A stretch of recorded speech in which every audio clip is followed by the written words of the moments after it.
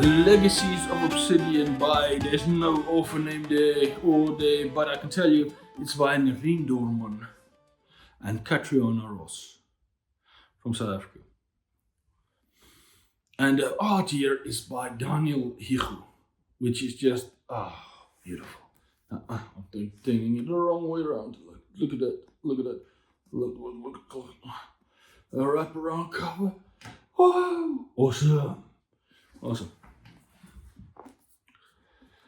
I was excited for this, but I didn't know what to expect. But I thought this seems like a high epic fantasy from the blurb, or the, what do you call it? The inner flap reading, whatever. What do you call it? I started reading this book, and this was one of the most fascinating reading experiences I've had this year. If not, maybe even the most fascinating. Like, maybe except for I would say Ulysses was a more crazy experience in some ways. And it's not that that's thing. When the first chapters start, it's like, okay, interesting. This is not what I was expecting. But it's like, it starts like, It starts with our main character, Leonard Skylark, as a young kid. And an awkward young kid that will be king one day. But he also has a secret. But that's even in the slab. So yeah, and the secret can't be discovered because then it's gonna cause trouble. And you kind of see the world from it's not in first person, but you still kind of see it's third person, but you still kind of see the world through his eyes. He's the main character. So if you're in somebody's mind, you're in his mind. So in the first chapter, it's like, it's in the boy's mind. It kind of feels like the early Harry Potters in a while, but set in what feels like a medieval European kingdom type stuff setting. Yeah. And it's like, okay, this is not what I was thinking. And then we have a time jump in the next chapter. But there's a big event. It kind of always, each chapter goes around a big, especially early ones, goes around a big event in his life. Then we have a time jump to the next chapter. And like, okay, and you feel that writing's a bit different. He's an older, he's seeing the world a bit different now, but he's still a kid. And like, okay, this is interesting. I don't know if I'm enjoying this as much as I think, but I'm intrigued enough to keep going, and the writing is good enough that I will keep going. Nerine Dorman is an editor, Catriona Ross is editor, so at least they don't put in unnecessary fluff and stuff. If they focus on something, it's reason. And you do feel like this is a kid seeing this big world. Interesting. And then it has another jump to where he's like a later teenager, he's almost becoming a man. Like, and this is when he's now 16 or something. And you feel, and it gets a little bit more on his new characters and friends around him. And it's like, I'm kind of liking this. This is, yeah. And you could see his perspective going more, and it's more adult in the way he sees stuff. Interesting.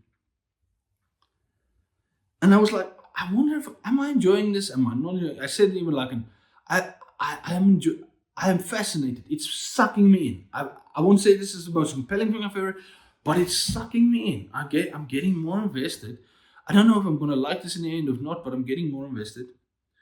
And I remember I said that on one of the reading updates. And then that next day I read a chapter in here. And I was, whoa. And that chapter. And then here he's like in his early 20s, and he has to go and he has to deal with literal war type things, and he goes to something like this. And that chapter is so well written, and so the characterization, and it's so different. And this is what it's like. It really feels like these different stages and how he sees the world in his life. And then when he's here and he's part of military and how it is, and it's where you haven't even heard like swear words earlier. Now suddenly people are swearing left and right. There is brutal violence. There is insanity. The battles are insane.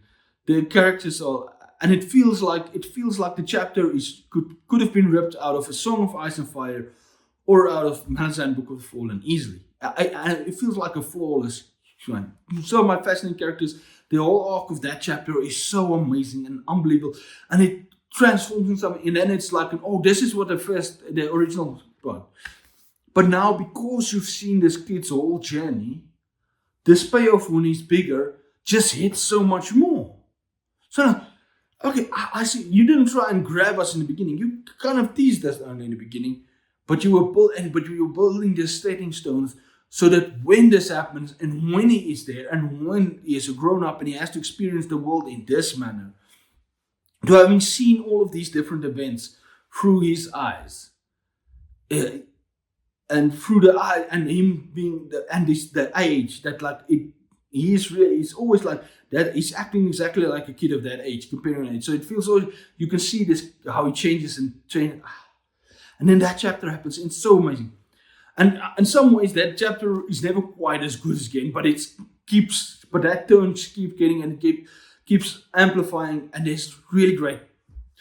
I ended up really enjoying the characters in here, and the stuff, and the reveal, and the world, and the little droplets of the world, and how this. And I don't want to talk too much about that, but it was fascinating. There is definitely like this, there is this enemy, like in this, like a zombie type thing. What do they call them again? The cast. I think they call them the cast. But it's these flesh hungry, zombie-like creatures that just keep coming. That they have to protect the world from the kingdoms from. Allah, if I have to give an analogy for it, the wall in A Song of Ice and Fire to keep out the things beyond the wall, right? Similar thing here, but it's not a wall. It's a swamp. It's a swamp, and it's like old mines they have to go into and stuff like that to fight these kids. That gives it a different flavor, and just that military and that military humor and that jaded sarcasm, they hit it point perfect, and I really like it. And then just that the second half of this book is just such both a romp and an epic, and just the different stuff and the battles and the new characters, and how the world just from where this kid that just lived in this castle in the beginning and this small world into this big world and this whole peninsula and all the different political sides coming in. By the end I was completely hooked and enjoyed it so much. It's not a perfect book. It's not a perfect book. It's not. I wouldn't say it's up there with any, which is fair enough. Very few things are. It's not quite up there with Malazan and The Song of Ice and Fire. But I feel like it stands like, if not the second tier that's right below them, then the third tier at least, of that really good, really well done. It's better than the average fantasy you're ever going to read. And it's so, the world and the characters, it really pulled me in the end. It's not perfect. There's some things like, I felt maybe that could have been, but I really loved it. And I when I was done with this book, I immediately went to buy the sequel for this. Yes, I can't wait. And I bought some other stuff from both Katrina Ross and Noreen Dorman. So like, no, I want to read more of the stuff. It was fascinating and amazing what they did here, and I can't wait to read the sequel. The sequel to this, Dawn of the Empress. I will probably read in August, and I'm really excited for it. It surprised me, it blew me away. Such a unique, interesting structure, and you have to have some patience, but it pays off.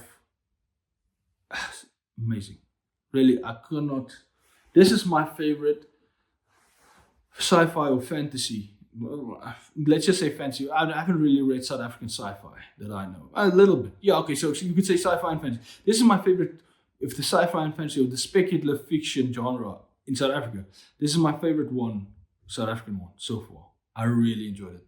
Amazing. Well done, Noreen Dorman. Well done, Katrina Ross. Well done. There's a lot of people that have worked on this. Well done to all of them. And building this world, the guy that built the world, Brian McClellan. Well done. Amazing. I love it.